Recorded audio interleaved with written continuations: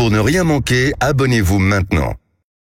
Les vraies voix Sud Radio, ça fait du clic sur les réseaux sociaux. Oui, qu'est-ce qui buzz sur les réseaux pour le savoir? Il faut écouter, ça fait du clic sur les réseaux avec vous Félix Mathieu. Les hommages pleuvent de toutes parts après la disparition de l'écrivain Milan Kundera. La première ministre Elisabeth Borne met en exergue une citation de l'écrivain franco-tchèque qui s'est éteint hier à l'âge de 94 ans. On l'a appris aujourd'hui. Le romancier n'est ni historien ni prophète, il est explorateur de l'existence.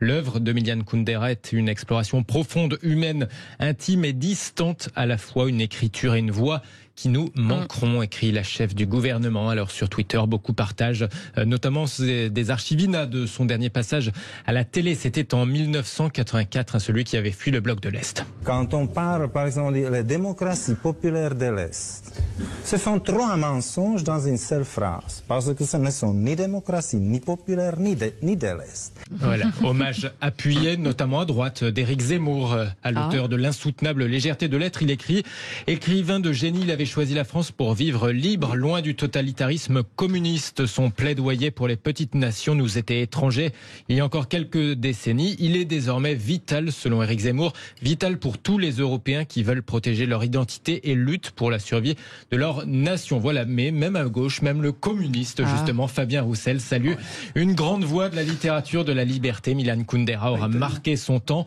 Édité pour la première fois en France à l'initiative d'Aragon, il a noué avec notre pays une relation étroite. Nous continuerons de le lire et de penser avec lui, ajoute le patron du Parti communiste français. Philippe Bilger, vous étiez fan. Vous avez appris ça en direct, oui, là. Un génie de la littérature dont le parcours intellectuel et politique est impressionnant et qui a eu des admirations, on vient de le rappeler, Éric Zemmour certes, mais Alain Finkielkraut, et c'est quelqu'un qui avait un talent multiple, capable à la fois de fiction et d'analyse remarquablement lucide sur la création littéraire. Autre réaction, les vraies voix. Et quel parcours politique, pardon. Oui, encore Grand un monsieur. homme qui a du courage et qui aimait la France. Ouais.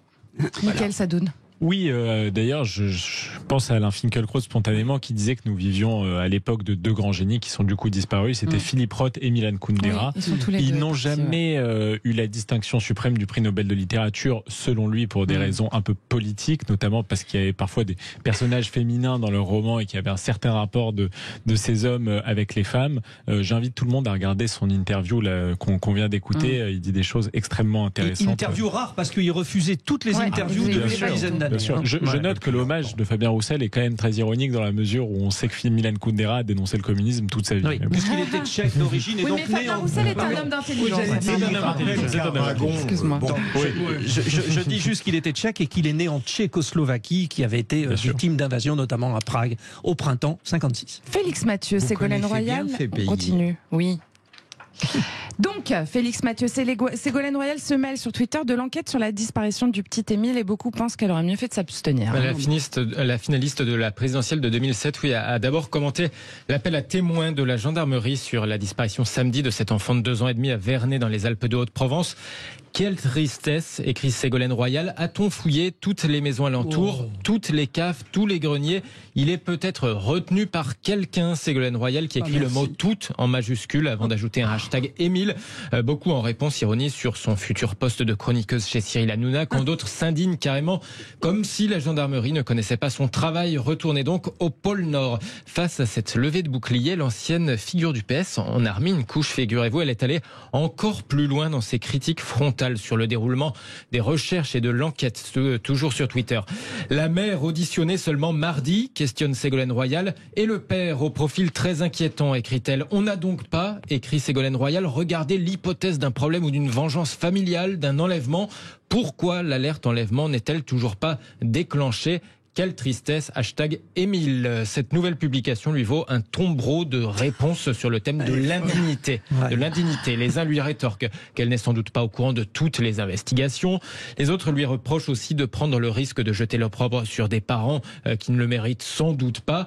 Et puis, beaucoup d'ironie mordante tout de même sur la commentatrice de faits divers qui aurait pu accéder à l'Élysée en 2007.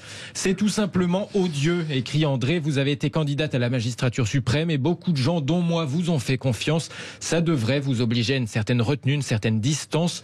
Point du tout, apparemment. Vous aurez toute votre place chez Hanouna. Merci Félix Mathieu.